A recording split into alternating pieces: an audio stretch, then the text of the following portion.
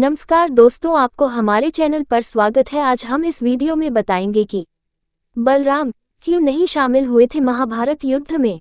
तो इसे जानने के लिए वीडियो को अंत तक बने रहें और चैनल पर नए हैं तो कृपया चैनल को सब्सक्राइब करें।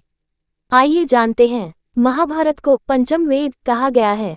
ये ग्रंथ हमारे देश के मन प्राण में बसा हुआ है। ये भारत की राष्ट्रीय गाथा है। इस ग्रंथ में तत्कालीन भारत आर्यावर्त का समग्र इतिहास वर्णित है। अपने आदर्श स्त्री पुरुषों के चरित्रों से हमारे देश के जनजीवन को ये प्रभावित करता रहा है। इसमें सैकड़ों पात्रों, स्थानों, घटनाओं तथा विचित्रताओं व विडंबनाओं का वर्णन है। प्रत्येक हिंदू के घर में महाभारत होना चाहिए। महाभारत युद्ध में देश विदेश की सेना ने भाग लिया था। माना जाता है कि कौरवों के साथ कृष्ण की सेना सहित यवन, ग्रीक, रोमन, अमेरिका, मैसेडोनियन आदि जगहों के योद्धा शामिल थे, तो पांडवों के साथ सिर्फ कृष्ण और उनके मित्र राजाओं की सेना थी।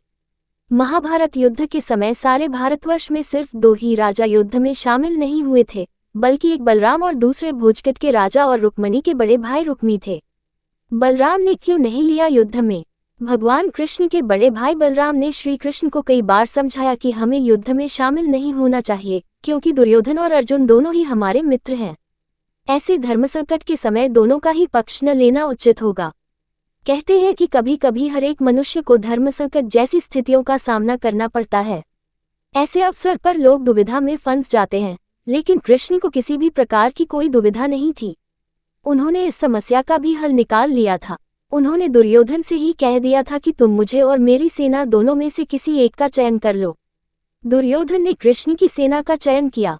जब पांडव शिविर में पहुंच गए बलराम, महाभारत में वर्णित है कि जिस समय युद्ध की तैयारियां हो रही थीं और उधर एक दिन भगवान श्री कृष्ण के बड़े भाई बलराम पांडवों की छावनी में अचानक पहुंचे। दाऊ भैया को आता देख श्री कृष्ण, युधिष्ठिर आदि बड़े प्रसन्न हुए। सभी ने उनका आदर किया। सभी को अभिवादन कर बलराम धर्मराज के पास बैठ गए। फिर उन्होंने बड़े व्यथित मन से कहा कि कितनी बार मैंने कृष्ण को कहा कि हमारे लिए तो पांडव और कौरव दोनों ही एक समान हैं। दोनों को मूर्खता करने की सूझी है। इसमें हमें बीच में पड़ने की आवश्यकता नहीं, पर कृष्ण ने मेरी एक न मानी। कृष्ण को अर्जुन के प्रति स्नेह इतना ज्यादा है कि वे कौरवों के विपक्ष में हैं। अब जिस तरफ कृष्ण हो, उसके विपक्ष में कैसे जाऊं? भीम और दुर्योधन दोनों ने ही मुझसे गदा सीखी है। दोनों ही मेरे शिष्य हैं। दोनों पर मेरा एक जैसा स्नेह है। इन दोनों कुरुवंशियों को आपस में लड़ते देखकर मुझे अच्छा नहीं लगता, अतः मैं तीर्थयात्रा पर जा रहा हूँ। कौन थे बलराम? कृष्ण को विष्णु तो बलराम को शेषनाग का अवतार माना जाता है। कहते हैं कि जब कंस ने देवकी वसुदेव के 6 पुत्रों को मार डाला, तब देवकी के गर्भ में भगवान बलराम पधारे।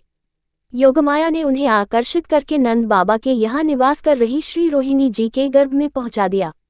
इसलिए उनका एक नाम संकर्षण पड़ा। बलराम जी का विवाह रेवती से हुआ था।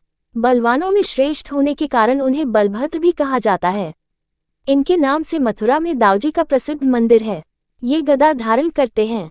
यदुवंश के संहार के बाद बलराम ने समुद्र तट पर आसन लगाकर देह त्याग दी। जरासंध को बलराम जी ही अपने योग्य प्रतिद्वंद्वी जान पड़े। यदि श्री कृष्ण ने मना न किया होता तो बलराम जी प्रथम आक्रमण में ही उसे यमलोक भेज देते। वीडियो अच्छा लगा तो कृपया वीडियो को लाइक, शेयर और चैनल पर नए हैं तो कृपया चैनल को सब्सक्राइब करें। धन्यवाद।